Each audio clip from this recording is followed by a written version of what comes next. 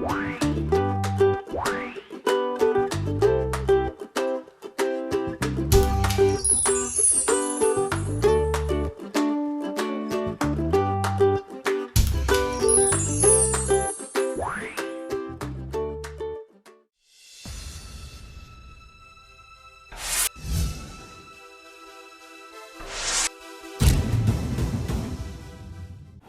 không có đơn độc, có tôi ở đây. Tôi cũng đã từng bị trầm cảm, William cũng đã từng bị trầm cảm, và chúng ta hôm nay ở bên cạnh nhau, chúng ta hiểu biết hơn về nó. Hôm nay mà khi để chọn nói về đề tài này thì thực sự tôi vẫn chưa cảm thấy thực sự là bình an và thoải mái. Tôi vẫn rất là khó khăn khi để nói về nó. Tuy nhiên là có thể là số phận đã có một cái sự sắp đặt nào đó để cho tôi đã từng là người trầm cảm và đã từng gánh chịu những nỗi đau rất lớn khi mà bạn thân của mình bị trầm cảm. Bản thân tôi thì cái ngày xưa khi mà tôi bị trầm cảm, tôi không biết gọi tên nó là trầm cảm, tôi chỉ biết là tôi rất là bị mất ngủ và mọi thứ trong nhà tôi nó cứ rối tinh lên. Tôi cảm thấy tôi không nuôi được con mà được tốt như theo tôi mong muốn. Chuyện trong gia đình thì rất là lộn xộn, và bản thân tôi cũng có gặp một tình trạng y hệt. Thì chúng tôi cũng đều đã tới bác sĩ và đã uống thuốc ngủ.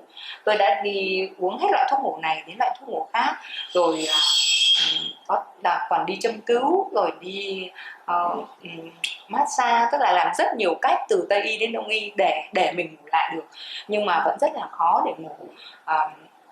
Và đến khi mà bạn tôi mất, thì đúng cái khoảng khắc khi bạn tôi mất, tôi mới biết được đó là trầm cảm, và tôi mới hiểu rằng là trầm cảm có thể giết người nhanh hơn cả bệnh ung thư, nhanh hơn cả những cái dịch bệnh mà bây giờ mình đang rất là lo lắng.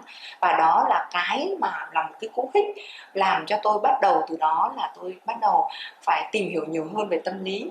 Và tôi mới biết rằng là hơn mọi những cái đau chân, đau tay, đau tim, đau thận, thì cái tâm lý có thể là làm ảnh hưởng đến sức khỏe người ta nhiều nhất. Rất là may mắn, rất là cảm ơn William đã cho tôi một cuộc hẹn. William là chuyên gia về giáo dục cảm xúc và NLP.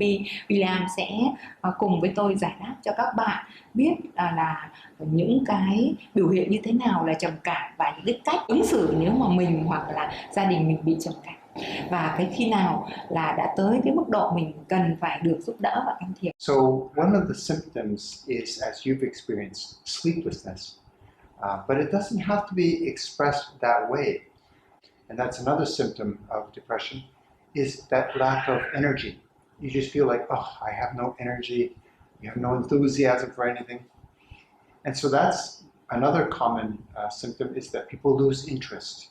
They lose interest in their friends, in their family. They start to disconnect. They don't make those contacts, those connections with people. And they lose interest in activity, things that they normally would enjoy. Going out and doing sports or exercising, reading books, seeing movies, whatever previously were interesting activities for them. Now, all of a sudden, they're boring. They find there's nothing exciting about doing them anymore.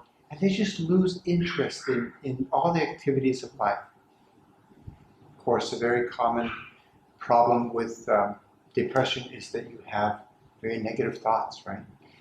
Negative thoughts that range from feeling worthless and hopeless, feelings of helplessness, that you're a victim and you can't do anything to make your life better. These are prolonged feelings. And also, of course, thoughts of death. Of course, suicide, you mentioned that we have a lot of Vietnamese who suffer from depression, and some take that ultimate step. 36,000 to 40,000 Vietnamese every year commit suicide. So these thoughts of suicide need to be taken seriously. And certainly a good majority of the people who commit suicide are suffering from depression. So these are the basic symptoms, but there are other symptoms as well, because the symptoms show up differently for different people. One of the things that people often struggle with is concentrating on what they're doing. So if they're students in school, then now they have a lot of trouble focusing on their studies. If they're in the workforce, they now have a lot of trouble on focusing on their career or on their work. They're really easily distracted, and they feel anxious and stressed a lot of the time. So these are some of the common symptoms of depression.